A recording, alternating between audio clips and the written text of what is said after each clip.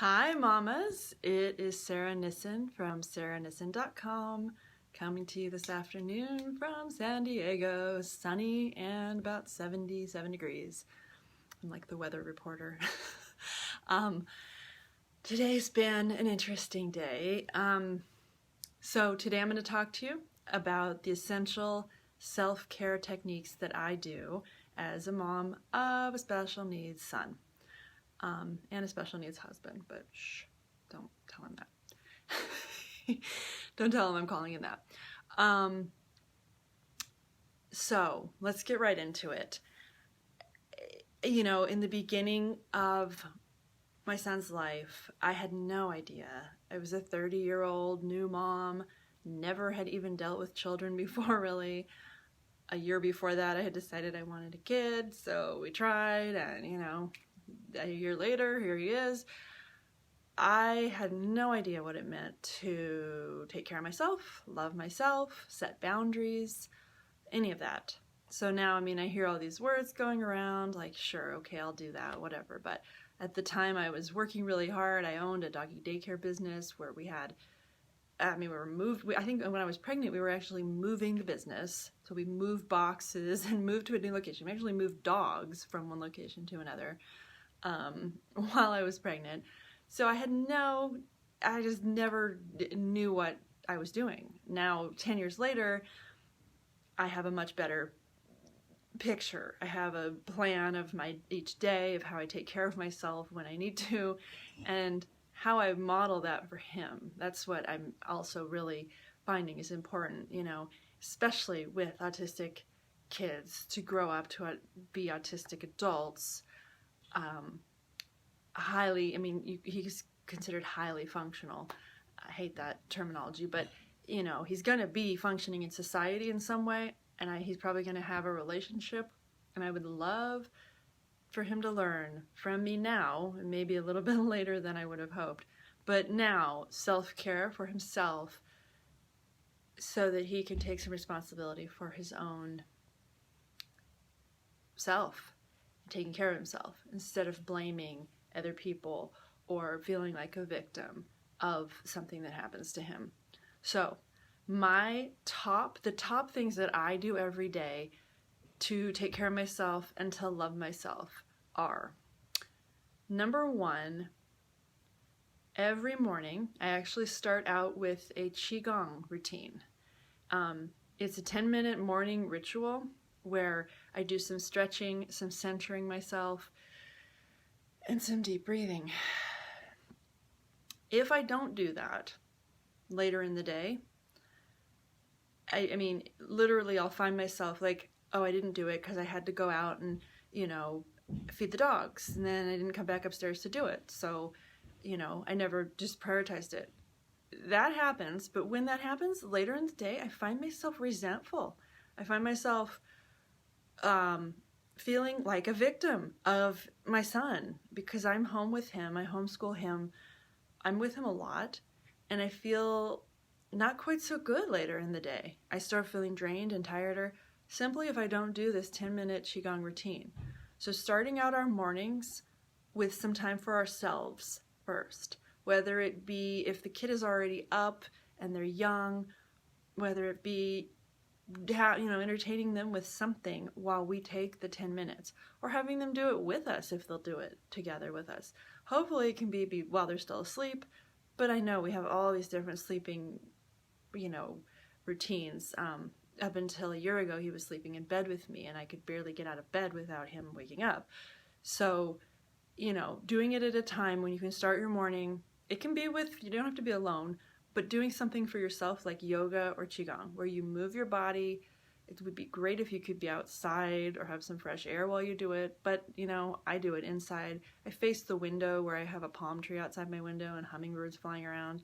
If you have a nice garden, if you have flowers or trees that are outside your window, you can do it inside. But getting connected and grounded just means in your body, present in your body. So when you first wake up in the morning, getting present in your body. So I do that. I also drink water. I drink 2 cups of room temperature spring water first thing in the morning. Because it hydrates me, it gets my body moving. you know, alive and awake. But the Qigong really helps. I will post a link to the video that I use. I just found it on YouTube. It's a free 10-minute morning Qigong ritual. And I do it every morning and I love it.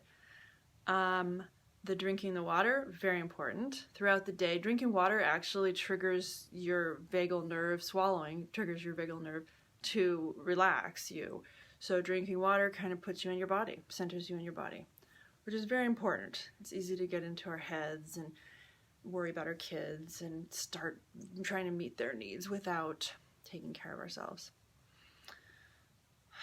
So that first thing is Qigong. It includes deep breathing, it includes moving and centering and rotating the spine, which feels so good.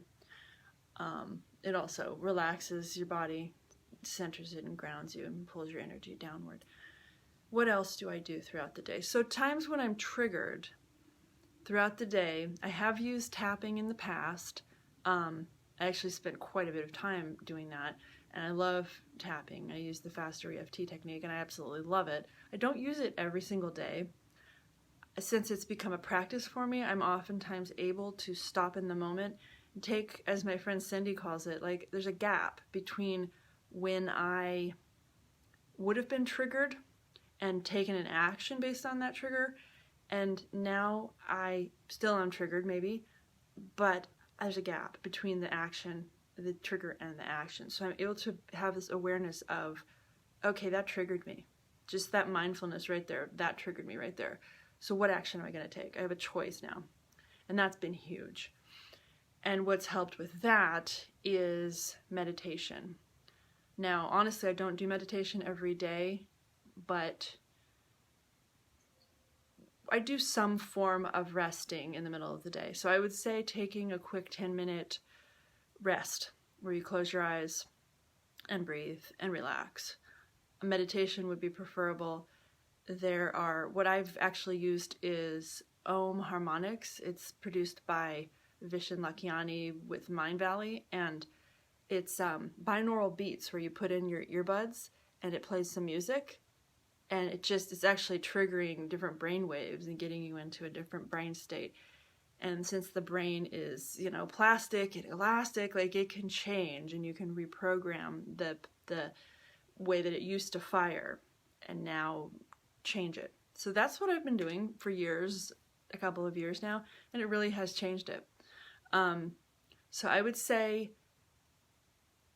keeping ourselves calm and centered is the goal for our special needs kids, because that's what they need more than anything. They need like a rock, right?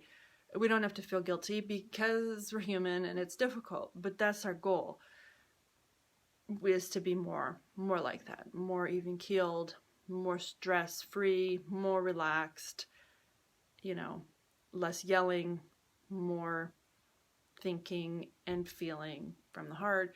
So the Qigong in the morning, the laying down, if you can actually lay down, it seems to really help. And the binaural beats really helps. You can get a free sample of it, or you can purchase it. You can probably buy something online. I'll post the links to the things that I'm mentioning down below. I'm not an affiliate for any of these things. I just use them and I like them. And the third thing, I actually do another Qigong in the evening, and it's a Qigong evening routine where I'm laying on the ground, and my son usually does it with me. And this was one of the first things that he actually loved doing with me. And it's a great time of day because oftentimes he's up and doing and he's in his own world. He's telling stories about his Lego guys or some game that he played on the iPad, Terraria, this and that. And he's just going. In the evening when we lay together, we do Qigong. We're supposed to be quiet and be breathing. And he doesn't do that. He wants to talk. But I tell him, let's focus on this. I take a break for a moment. I want to breathe now. I want to do this stretch. And then, okay, you can tell me. And we connect. He'll tell me something about his day. He'll tell me how he feels sometimes. Super great time to connect with him. And I just love it. Sometimes he skips it, and I do it by myself. It's another way I get grounded every day. And I really look forward to it. No matter where I am, when I travel, I do it. I bring a yoga mat or lay a towel on the ground on the carpet at a hotel, because it's kind of questionable whether you want to lay on the ground there. But I do it every night. I take my iPad out or my phone and play the video from YouTube. I think those are the top. I mean, the Qigong really, really helps, you know, and it doesn't seem like any of this would be that big of a deal, but I think it's just over time, making it a routine, daily basis, just doing these little things that are for you, that you feel good for you, that are not necessarily for your kids, right? You're doing it for you. Another great one is mirror work, Louise Hay. I've just gotten into that, but I just love that. Basically, lately, I look in the mirror, and whenever I see myself in the mirror, I say, I love you, Sarah. I really love you. And it used to be kind of unbelievable. I'm like, no, I don't. You know, that's not true. You have a pimple. I don't love that. Or your hair looks weird. Now, you know, I really am able to do it, but it takes practice. So simple little things like that. And so that's why I consider myself holistic. You know, I'm a holistic special needs consultant. I help people with this part, you know, the taking care of yourself, the mind, your kids' mind. I think what we do model for them is just so powerful. They do what we do, not what we say, right? So what we do for ourselves is very important for them. And the food aspect, as I talked about yesterday, and the homeopathy and the natural ways of healing, all of that stuff combined. If I could spread this throughout the entire earth, everybody doing these things, you know, we would have a very different earth than we do right at this moment. Right now, we need all the help we can get from people like me and people like you. So my assignment to you, if you are willing to take it on, is to watch the video that I post down below, either the morning or the evening Qigong routine, and to do it. You know, you don't have to do it perfectly. You look awkward at first, whatever. You don't have to stretch as much as they stretch or do it in the exact order, but just do it and let me know what you think. It's been really important for me on a daily basis, and I think you'll love it. So I'll post the links down below to Lee Holden's YouTube videos. And I'm actually excited because I think he's coming out. He had DVDs, which I don't really use anymore, but he's coming out with online, I think he's coming out with online courses or availability to purchase the videos online. So to be able to have them digitally on your iPad or phone, which is awesome. Because when I don't have YouTube, then what do? So, challenge for you today or whenever you watch this, watch one of the Qigong videos and post your response to it. See how you felt below. Watch it and do it. All right. Signing out for now. I will talk to you tomorrow. Much love to you during this challenging time on the earth. Take a little time for yourself. See you tomorrow. Bye for now.